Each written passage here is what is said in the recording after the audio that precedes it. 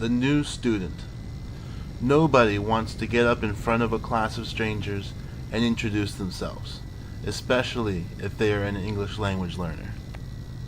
But I'm sure teachers around the world do this to students all the time. But why? It's probably because some teachers do not understand what the student is going through psychologically. Thank you for coming to this workshop at Howard Community College's TESOL conference.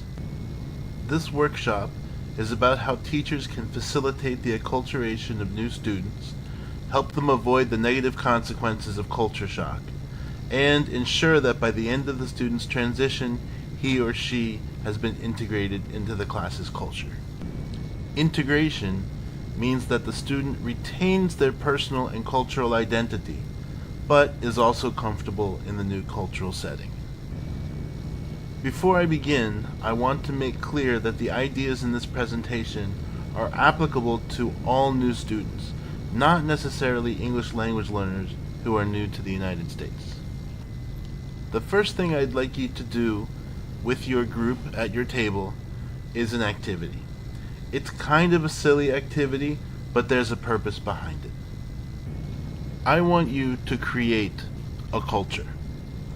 I'm going to give you some scenarios, and I want you to complete the sentences with your own ideas about this culture that you're creating.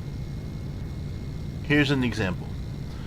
When you eat in this culture, it's appropriate to punch the chef in the face if you like the meal. Now, I'd like you to complete the following sentences. You don't have to write anything, you can just discuss your answers with your group, and make your responses as creative as possible.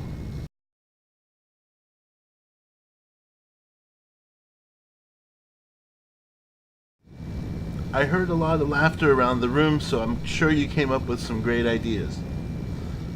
Now that you have finished discussing your ideas, I'd like you to do this activity again, but I want you to talk about the culture in the United States and possibly other cultures you are familiar with. For example, in the United States, when you meet someone, number 3, it's appropriate to shake their hand. But in other cultures, it's appropriate to bow or kiss on the cheek. Now go ahead and work with your group to discuss.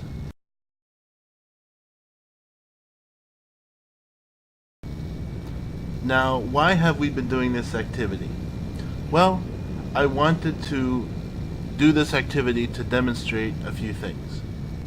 One was to introduce the topic of culture in a fun way. But the second was to demonstrate to you that by sharing ideas together, actively creating something together, and laughing together, you became more comfortable with each other. And this is what needs to happen in your classroom to include new students and make them feel welcome.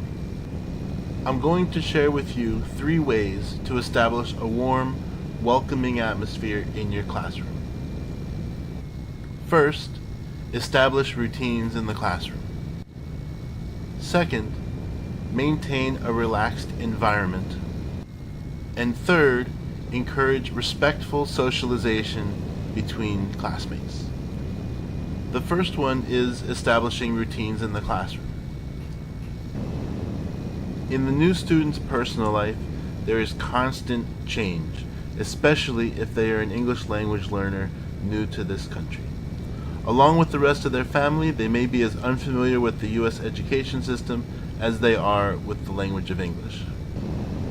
The teacher needs to be prepared and patient as the students learn what is expected of him or her every day.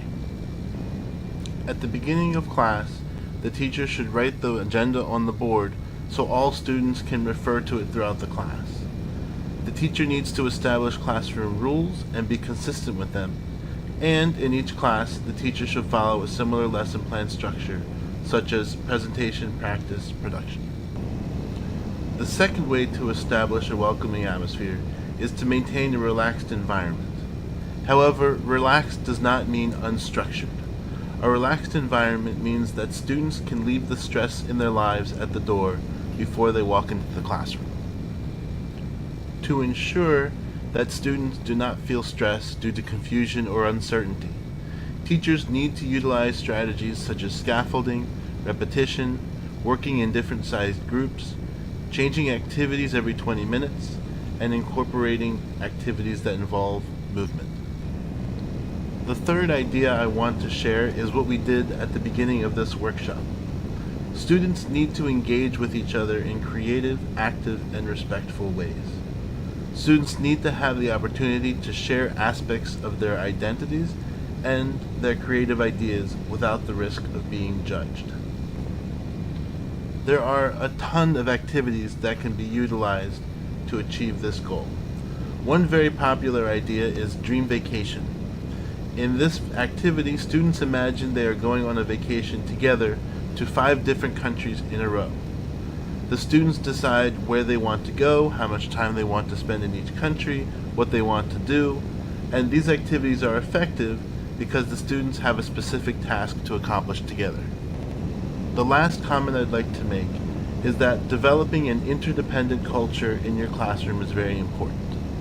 You should encourage students to ask each other questions and help each other with activities and lesson reviews. Not only does this free you up to help students that have greater need, it also gives the students confidence that they can depend on each other. I'll end with a German proverb: a life without a friend is a life without a son. Thank you.